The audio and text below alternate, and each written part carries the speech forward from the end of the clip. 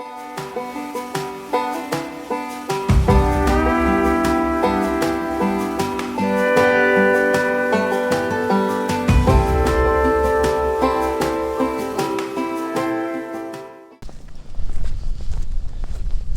everyone, my name's Connor.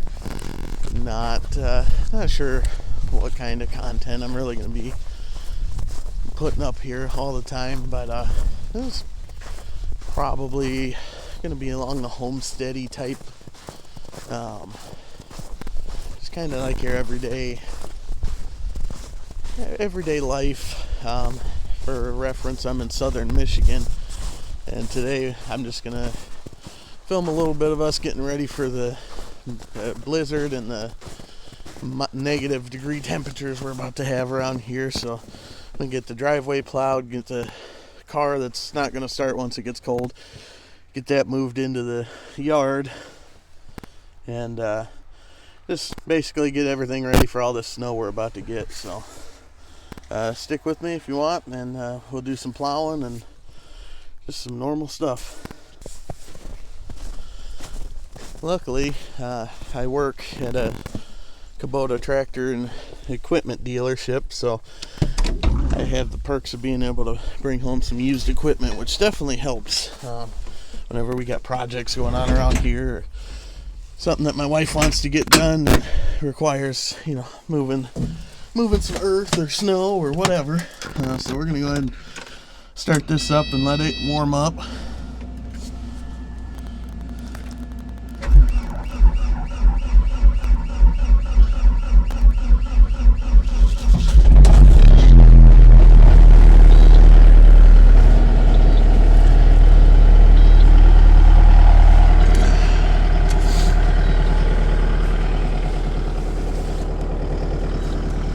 This old girl's a little cold-blooded, but she's a tank. The old SVL 95-2. Just gotta let her warm up. She doesn't like to move when it's cold. Alright, what I normally do when we need to move the car out of the driveway, so I'll clear out this little area right here down in the side yard. I'll get that plowed first. Then we'll pull down the car, and that's assuming it starts even now because it's a little cold. This old Honda doesn't like to start once it gets below freezing. Alright, got the keys now and give it a shot. And I'll start this off by saying, please don't judge. I drive this car to work, and I go down to the blacksmith shop a couple times a week and work on stuff. And got stuff for my wife's craft shows in here. It's a mess and needs to be cleaned out, but we'll see if she wants to start. And I'm assuming probably not. I'll probably have to shoot it with ether. Alright, let's give it a shot. Oh, fired right up. I was not ready for that. Alright, now, once I get in the skid steer, I'm probably just going to put it in time lapse. And then just have a nice short clip of plowing and get stuff moved around. If anything interesting happens, I'll come back in and we'll talk about it.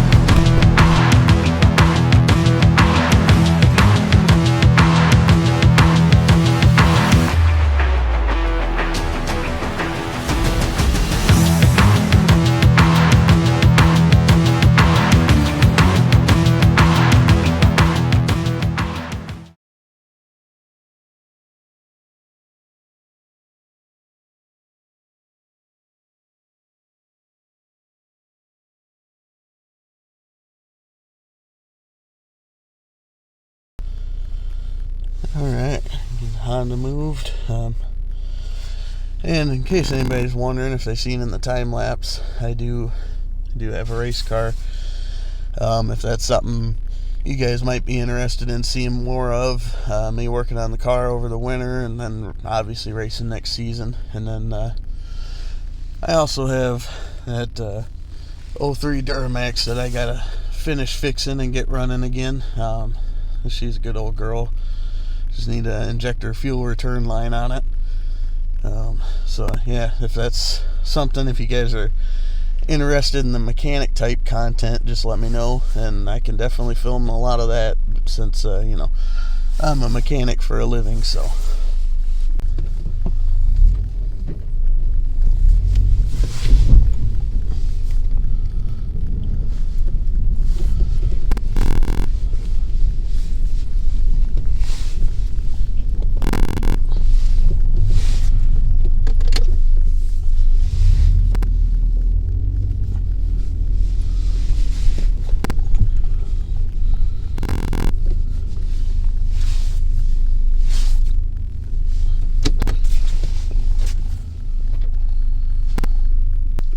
another thing I'll do after I get done plowing, I'll kind of do like a little walk around and kind of give some ideas of what we're planning on doing next year, as far as around the house, chicken coop, garden, etc. Also, if I can find the key for the barn, show you a pretty cool project that I picked up a few months ago. It's going to be a lot of work, a lot of time, but I'm hoping it's something me, my wife, and my daughter can all work on together and make it something that we can bond as a family over. And eventually I would love to give it to my daughter as her first vehicle, but that's quite a ways down the road since she's only a little over 2 years old. So, but she's a chip off the old block, if you will. Anything to do with tractors, vehicles, race cars, she loves it. So I'm hoping that she's going to want to work on it with me. But yeah, once we get done plowing, I'll grab the barn key and I'll go show you that, because it's a fun project.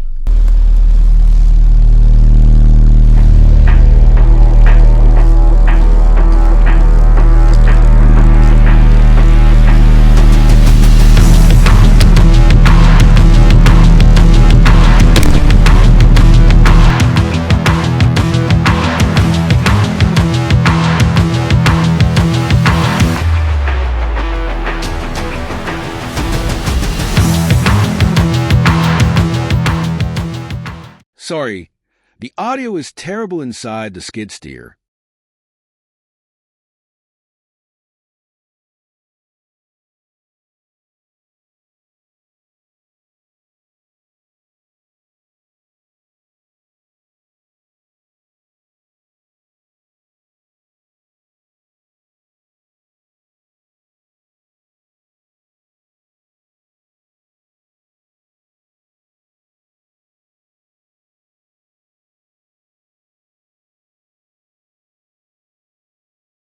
Right here is the old chicken coop that came with the property.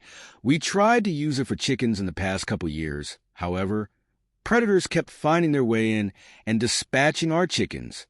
For this upcoming year, assuming that we will be able to afford to do so, we are planning on building a new coop capable of housing 20 to 30 chickens.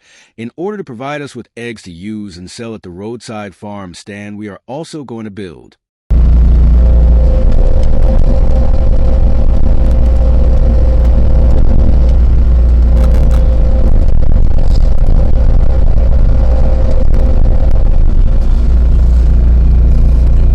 Straight ahead of me on the other side of that fencing is where we are planning on putting one of our gardens. We are hoping to have at least a 20 by 30 or possibly bigger garden there. We also discussed tilling up a spot closer to the road to do 3 to 5 rows of sweet corn, maybe 100 feet per row. Right ahead of me now is an old foundation from an outbuilding that is no longer standing. I've never measured it, but if I were to guess, it's 15 feet wide by 150 to 200 feet long, all concrete, and also has an old well pit on it too. We are planning on setting up some of those old race car tires on the concrete and using them as raised garden beds for tomatoes, peppers, herbs, and spices too. We are also going to use some of that space to set up the greenhouse that my wife got for Christmas so that we have a place to start our seeds early in the spring and not have to worry about frost.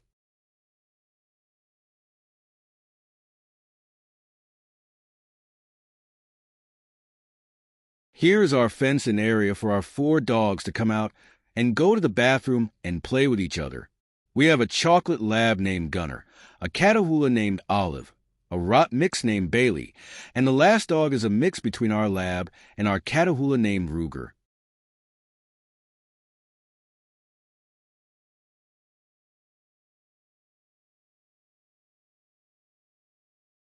Ahead of me now, although it is hard to see, is a bunch of black raspberry bushes.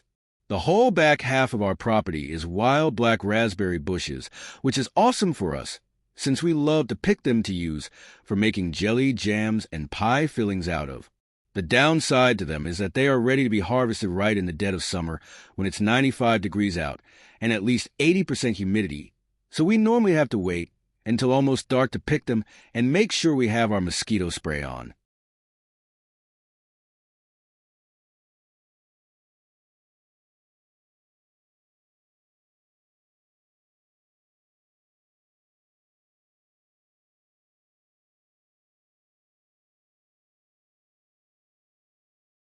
Here is the stump that is left from our huge black walnut trees. We had a really bad storm come through on Father's Day 2024, and we had limbs from the trees across the road, as well as this tree.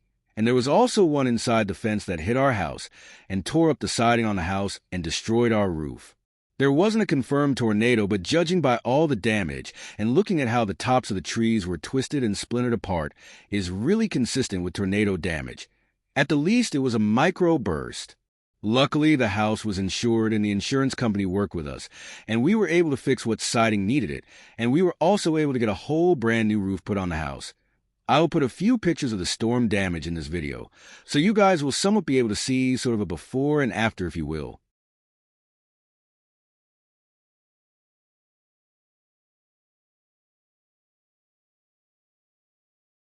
That tall tree across the road is the only one on that side of the road that survived the storm.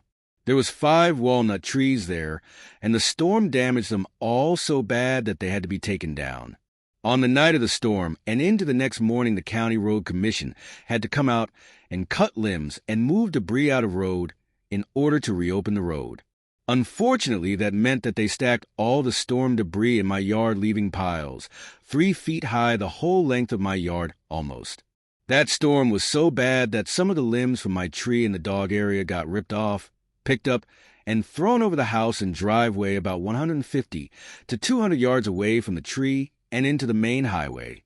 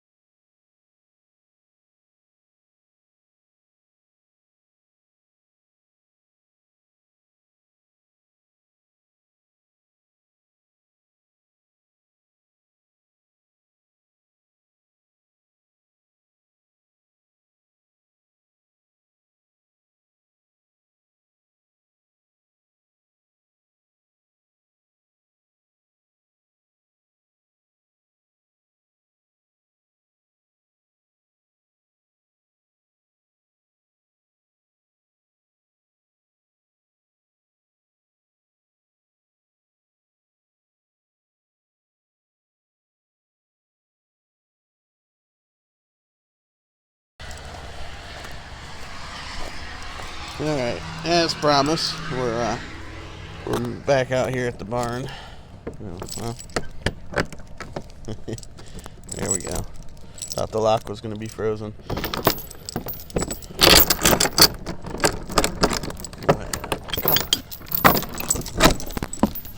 Ooh. Well, the door might be frozen. Oh, here we go. Alright. So, if you can't tell by that tailgate, we got one of those 60 to 66 bread top Chevrolet pickups. This one in particular is a 62, and it's got some dings and it's not perfectly straight, but hey, that's what you need to have a project. It wouldn't be a project if it was perfect, right? Oh, trip and die. But anyways, Oh, everything's stuck. Damn cold weather. But let me just get up here. There's my mower. Look at that. God, I can't wait to get working on this thing. Come springtime. Just gonna come out of here and start. We're gonna start with the brakes. Has none. So start there. Needs a radiator. It does run. It does move. But brakes and radiator first, so that way I can drive it around more, kind of shake it down some more, see what other mechanical things it needs. Then we're going to start on the body work, patching rust, fixing dents, everything, because you got some rust down there, some rocker panel, a little bit of cab corner, door skins. Shouldn't be too much to fix, but then one thing I'd like to do, I know they make a panel to replace this one here, so that way you don't have this ugly antenna hole. But I think I may just be cheap and cut that out of there and weld in a patch and fix it all myself. I do have some body work experience and everything, so I should be able to get this done. But I don't know if you can. Yeah, the reflection sucks, but the interior's pretty decent. 4-speed floor shift. It does have the straight 6 in it. Original dash, well, gauge cluster. But then it's got all kinds of stuff in there. Got a whole parts rear end, which I don't think I'm gonna end up using, but if I need to, I have it. And so yeah, that's the old 62. So if I mention the 62 in a future video, you know what I'm talking about. I am beyond excited. This was a dream truck of mine.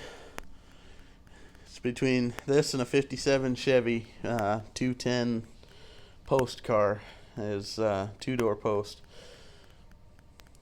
Those are dream vehicles. I used to have a 1970 Nova SS that was pretty fucking cool. It was almost in a state like this where it just needed work, but then I got into race cars, and that's where all my time and money went. I used to spend thousands upon thousands upon thousands on the race car, but it's gotten to the point now with having a family and everything that the spending gets cut way back, and we don't race every week like we used to. It just gets to be too much. I'd like to eventually, but just with the cost of everything and everything being so expensive, it's so hard to do. Like, my hat's off to everybody who does do it and can afford to, or can land the sponsors to be able to do so. I'm lucky enough, my father-in-law, he's my main sponsor for racing, and without him we wouldn't have raced probably in these last 2 years, but he's been a big help. Definitely appreciate what he's done for me. But anyways, I'm going to get this barn closed back up, and it's starting to snow more, so I'm going to go inside, probably edit this video up, and stay warm in front of the pellet stove. So for now, we'll see you later, and